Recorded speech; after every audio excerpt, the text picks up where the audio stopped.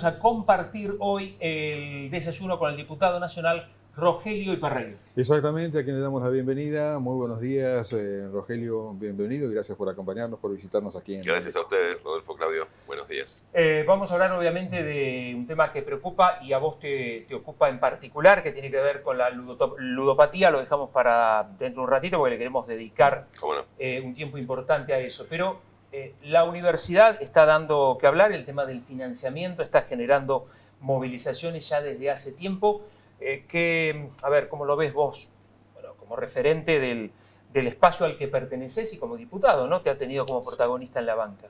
Y como tandilense, diría. Sobre todo, en nuestro caso podemos... no hace falta ser diputado nacional, ni participar en política, ni ser referente de un espacio. Obviamente eso te pone además de brindarte una mirada, eso te pone en una obligación, ¿no? Pero digo, basta ser tandilense para poder testimoniar en primerísima persona, el conjunto de los vecinos, incluso los que aún no han tenido la oportunidad de pasar siquiera por la puerta de un aula, ¿no? Son muchos, por cierto. Pero la historia acaba de cumplir 50 años, la nacionalización de la universidad tiene una historia previa, además que es una historia muy rica, que habla mucho de Tandil también. Es un poco una historia en paralelo del propio desarrollo de la ciudad, ¿no? Y eso explica el acompañamiento masivo, desbordante de aquella movilización que tuvimos de creo que finales de abril o primera semana de mayo, en todo el país, ¿no? Sí, sí. Pero, o sea que bueno, uno va haciendo memoria y qué sé yo, pero tratábamos de acordarnos con compañeros y yo creo que ¿te acordás, Claudio, las marchas del silencio que tuvieron a Raúl Troncoso como impulsor, ¿no? Habíamos tenido una serie de sucesos de suicidios de adolescentes, lamentablemente. Algún asesinato. Sí. Yo creo que en mi memoria tengo que retroceder hasta ese entonces, esos eran años 92, 93, creo, porque yo estaba en la escuela, si no me equivoco. Tengo que retroceder hasta ese entonces para encontrar un acompañamiento tan masivo, tan diverso, tan transversal de la sociedad tandilense. Digo, y nuevamente, y es raro esto que dos veces la sociedad se movilice masivamente en torno a un mismo tema.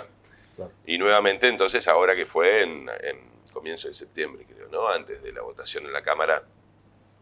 Ocurre que lo que pasa en la Cámara de Diputados con algunos sectores, con algunos diputados, es medio ya una situación que no tiene parangón. Ustedes fíjense que, por ejemplo, con la fórmula previsional, el dictamen por el que nosotros fuimos al recinto, digo nosotros, el conjunto de los diputados, o esa enorme mayoría que fue a aprobar una nueva fórmula previsional, era el dictamen de la UCR.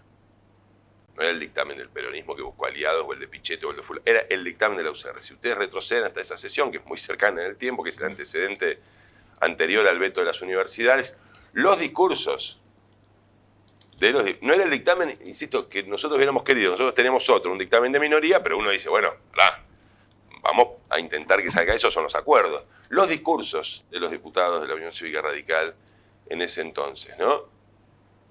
15, 17 días después, los mismos diputados, muchos de los que le habían puesto el gancho al dictamen y que habían tenido discursos inflamados en la Cámara en defensa de nuestros jubilados, nuestras jubiladas y la necesidad de una nueva fórmula, y además diciendo cosas fuertes del gobierno, de la política que viene teniendo el gobierno en materia previsional, estaban votando a favor del veto del presidente. Esto que está pasando en la Argentina, de una dirigencia muy temerosa, de una dirigencia que no está dando la talla, ¿no? No está a la altura de las circunstancias. Si falta de coraje en la política, en un país con las complejidades, en cualquier momento histórico, diría, pero tampoco esta es la excepción.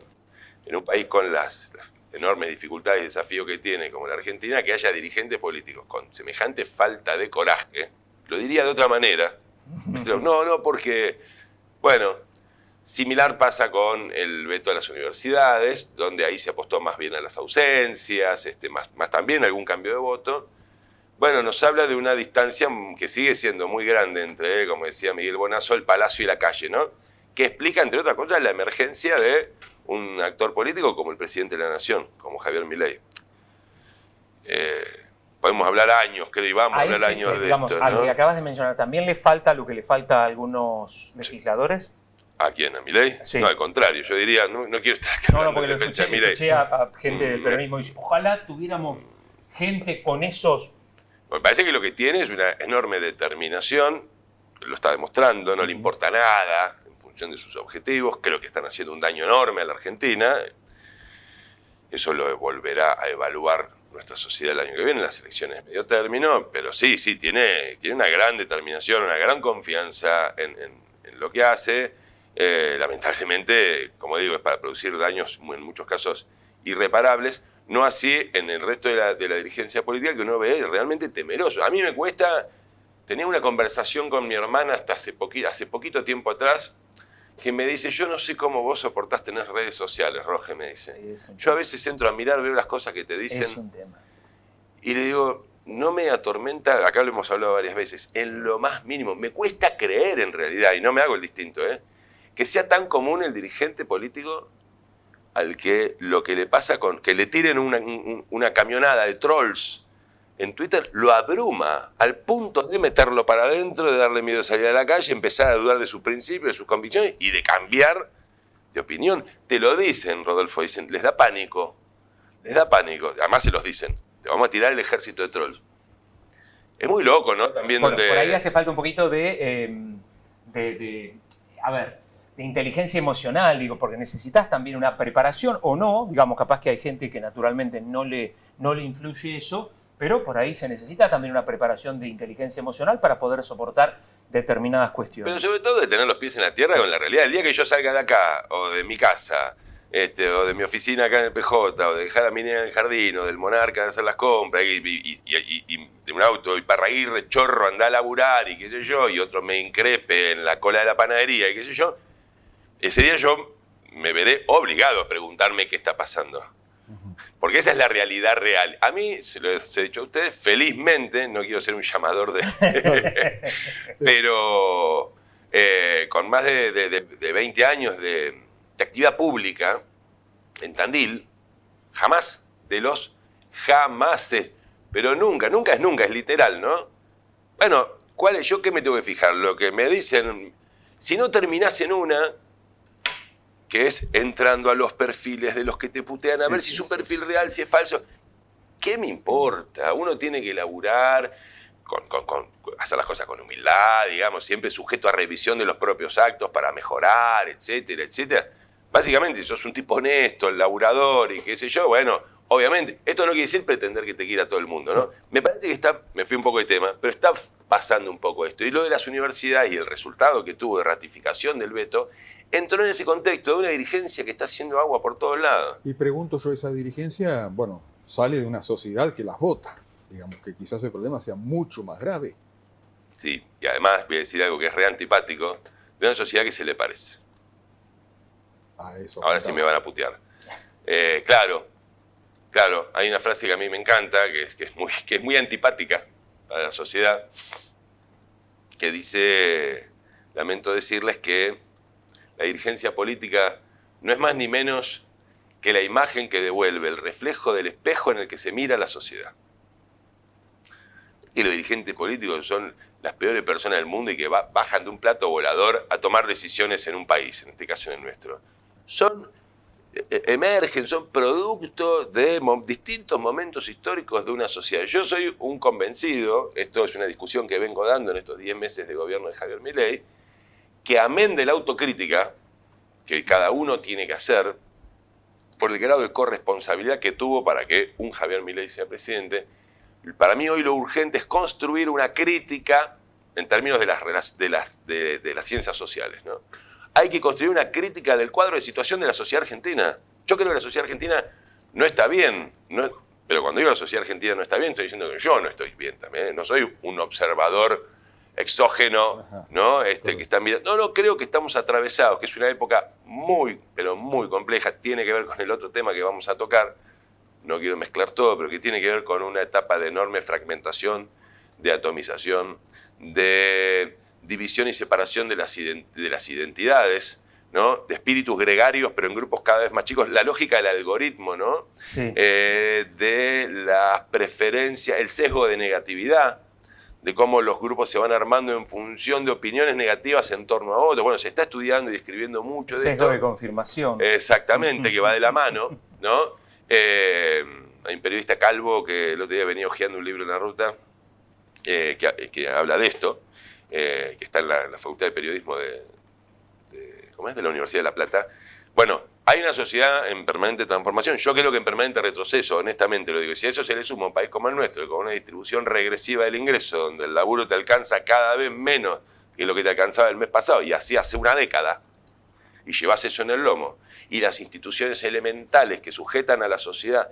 a la representación, es decir, desde la Constitución a la democracia hasta las instituciones que los debieran contener, las elementales, además del mundo del trabajo, ¿no? Pero digo, la educación pública, la salud pública y la seguridad ciudadana, y vienen, lo hemos charlado también muchas veces acá, de un proceso continuo de degradación y deterioro, y bueno, hay un momento que la gente agarra el sulky a patadas, ¿sí? Empieza a supurar un rencor y un resentimiento hacia una dirigencia que no la ha llevado a buen puerto, básicamente, ¿sí? Que no le ha mejorado y ni siquiera le ha posibilitado a un papá, a una mamá, a un ciudadano argentino la posibilidad de imaginar un mañana mejor para sus hijos. Y bueno, eso alguna tangente encuentra, ¿no? Y es esta.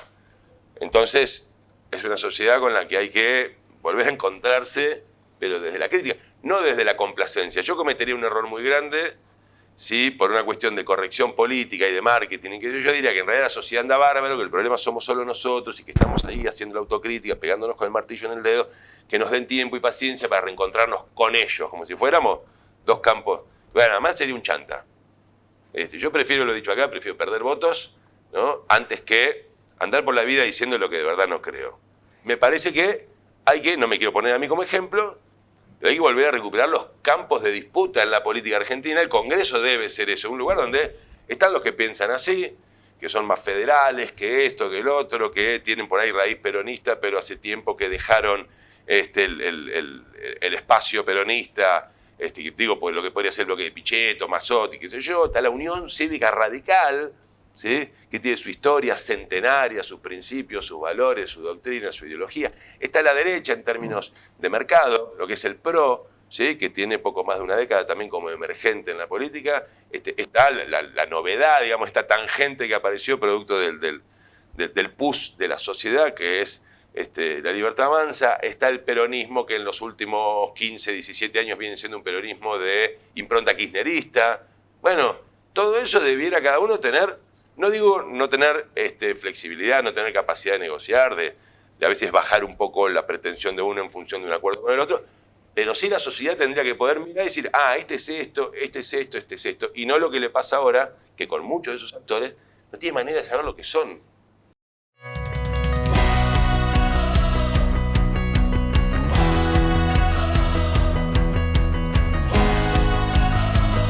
Continuamos el desayuno, en este caso con la presencia del diputado nacional Rogelio Iparraguirre. Bueno, para hablar de este proyecto sobre ludopatía, no lo introducimos más, porque creo que ya dijimos lo que pensábamos de esta problemática, Rogelio. Sí, hay digamos, un problema que para todos nosotros resultó, para nosotros los adultos, ¿no?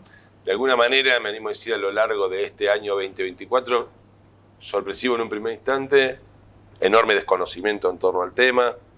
Mi hermana me decía, la segunda de mis hermanas, Martina, que al inicio del ciclo lectivo este año, la directora del colegio donde van las chicas, que la más grande de mis sobrinas ya está en la secundaria, en San Ignacio, les dijo el primer día, vamos a hacer una reunión de padres para hablar de esto. Y ella fue la primera vez, en ese momento fue la primera vez que escuchó a alguien hablar del tema. Imagínate, ¿no? Digo, para ver de dónde partimos como padres, como sociedad, de un enorme desconocimiento. Todavía no se enteró, no está en de un problema de crecimiento exponencial que ha desbordado por el sector más vulnerable, que son los pibes y pibas. No me refiero en este caso a vulnerable en términos socioeconómicos, sino de franja etaria, pibes y pibas de 13, 14, 15, 16 años, que, digamos, bueno, que están en una etapa de formación de su vida, y de pronto se les apareció algo que es tan siniestro como tener el tragamoneda, la ruleta, el casino, las apuestas deportivas, todo, 20 casinos, como decía Claudio, en el bolsillo, en la habitación,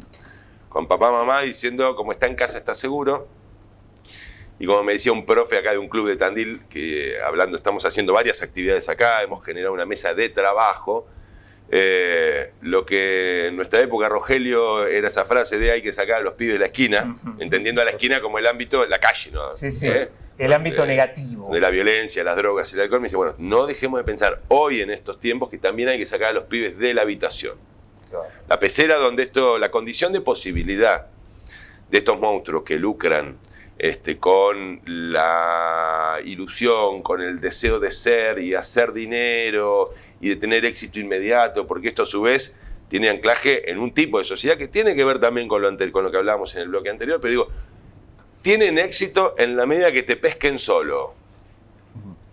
Vos entrando a la cancha de básquet o al escenario en el ensayo de teatro con tus amigos, o en la clase de inglés, o entrando a la pileta de natación o en la cancha de fútbol, esto queda fuera. Mientras nosotros estamos en comunidad, esto queda fuera. Cuando estamos solos, esto ocupa la centralidad de nuestras vidas. Bueno, estos tipos, digo, en este caso, el juego online, ¿no? Y el fenómeno de la ciberludopatía. Pero esto responde a un ecosistema mucho más amplio, que es el de la economía de plataformas, la emergencia de las redes sociales, cómo ha irrumpido en nuestras vidas. Bueno, son ejércitos de ingenieros trabajando con la subjetividad nuestra y particularmente de los más chicos, ¿no? Para ver cómo pueden apropiarse de esa subjetividad. Bueno, esto es lo que está pasando hoy, al punto que ahora en Tandil, ahora esta semana, creo que no sé si la van a estar mandando hoy a los medios de comunicación, o hoy el lunes o mañana martes, la encuesta más importante que se ha hecho a nivel nacional, fue etapa de Clarín hasta hace un par de semanas, estuvo a Tandil, fue uno de los lugares de la República Argentina donde se hizo, de hecho se hizo muy expansiva en escuelas públicas y privadas de nuestra ciudad, una encuesta anónima obviamente.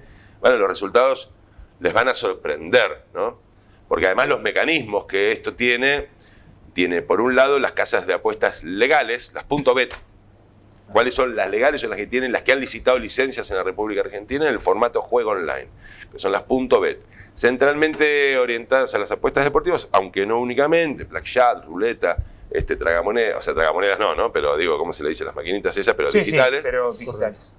Son las .bet, y por otro lado, todo un universo de plataformas ilegales que dicen que no han licitado ninguna licencia en la Argentina, que tienen sus dominios en el exterior, en la isla de Malta, en las Islas Caimán, que es donde los menores de edad, entre un 70 y un 75% apuestan ahí, donde no solo se puede tener una billetera virtual y tener dinero en la billetera virtual, sino incluso podés no tener el dinero en el momento, pero tenés ¿a dónde? En el patio de tu escuela, en el baño de tu escuela, en el aula, a las cajeros. Digo cajeras en primer lugar porque son un 80% mujeres.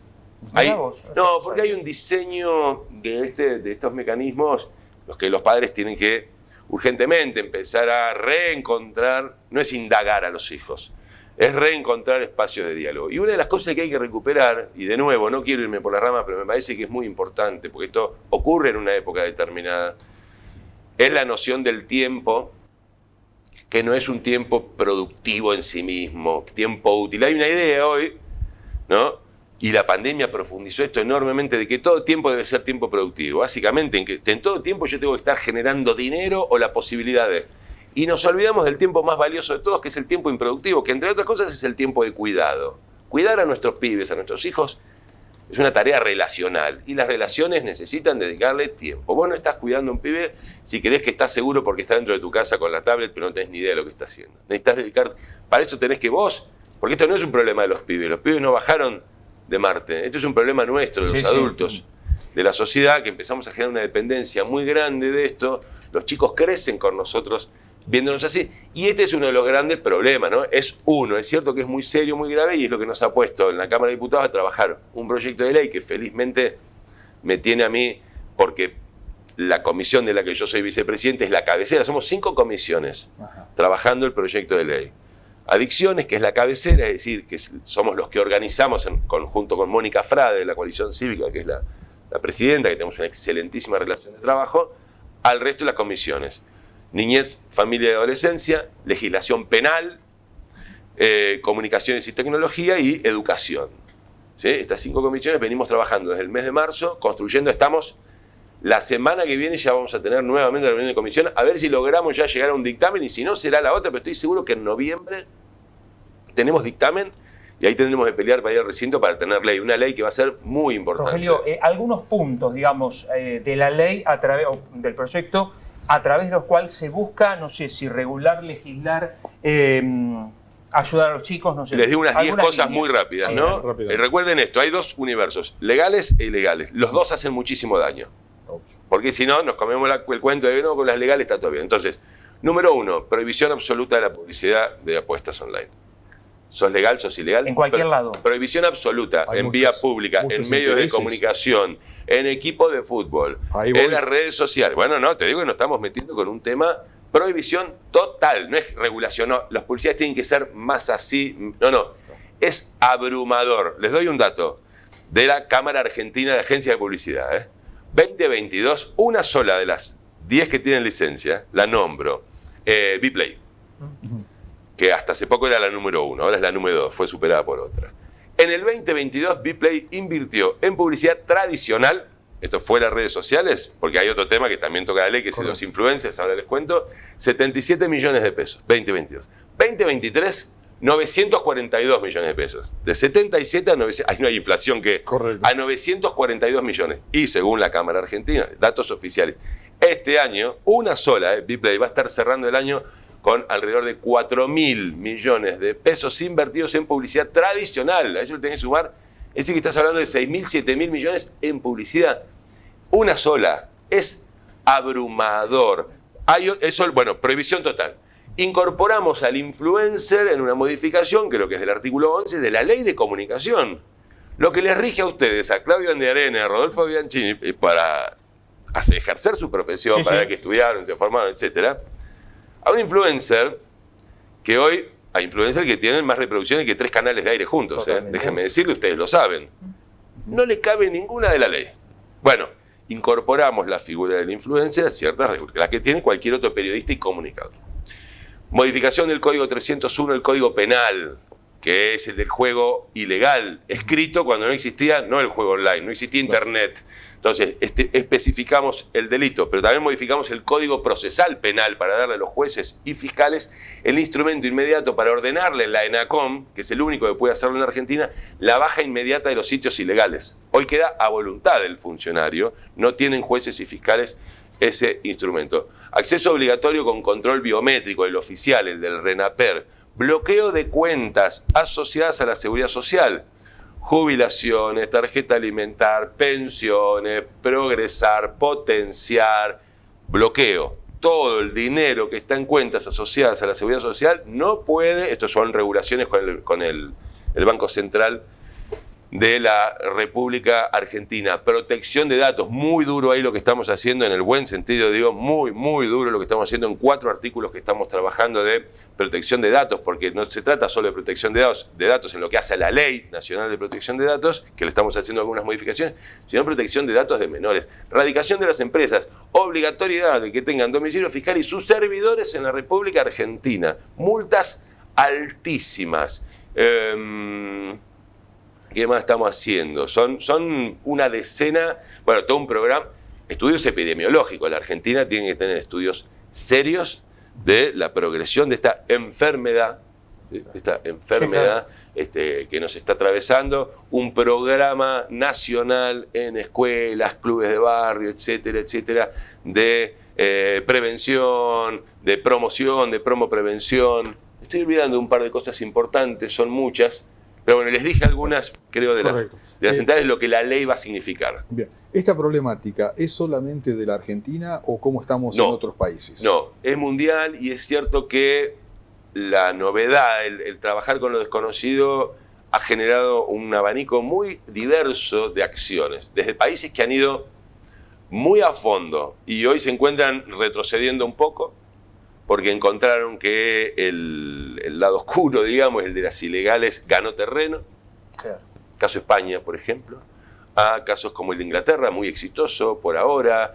Mismo en Brasil, ya tiene media sanción, ahora está en el Senado, una ley muy importante. Esto está produciendo un daño muy grande. Hay que pensar en nuestra patria, digamos, en qué significa para nosotros, ¿no? Porque esto ocurre, insisto, en un contexto no solo de transformación de las interfaces por las cuales se desarrolla la vida, es decir, esto de la emergencia de las nuevas tecnologías, las redes sociales, la economía de plataformas, sino además en un país que viene de un retroceso en su entramado productivo, en sus posibilidades de empleo digno y registrado, en una distribución regresiva del ingreso, en hogares donde empieza a faltar el mango para poner algo en la heladera, etcétera, etcétera. Todo eso suma al fenómeno. De cualquier modo, tiene sí, y esto es importante decirlo para no dejarlo sujeto solamente a una cuestión de tipo socioeconómica, tiene expresión en todas las clases sociales.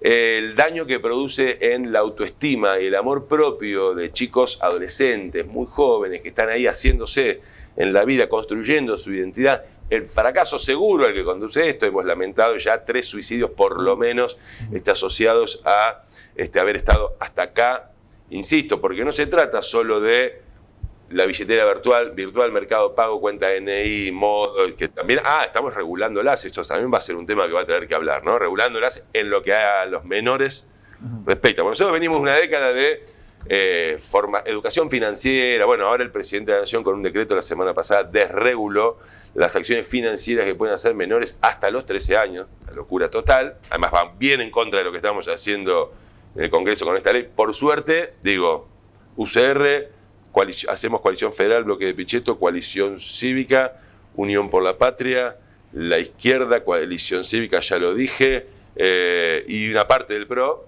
todos venimos laburando muy, muy bien. El nivel de consenso diría que es la excepción hoy en el Congreso.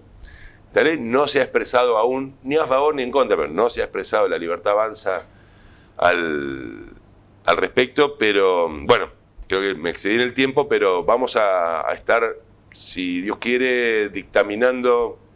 Yo no creo que en la reunión que tengamos la semana que viene, ya vamos a ver los textos, las propuestas de dictamen que acercamos cada uno, y probablemente ya la otra, por eso digo, en el transcurso de noviembre vamos a estar obteniendo un muy buen dictamen de mayoría que va a contar con una cantidad enorme de firmas, no tengo duda, y lo cual nos va a dar garantía de poder llevar el proyecto al recinto y obtener en lo que queda del año parlamentario media sanción. Es un tema muy importante. Nosotros acá lo estamos trabajando con directoras, inspectoras, equipos pedagógicos de las escuelas, con la jefatura distrital, y ahora empezamos en Tandil con la mesa de ciberludopatía.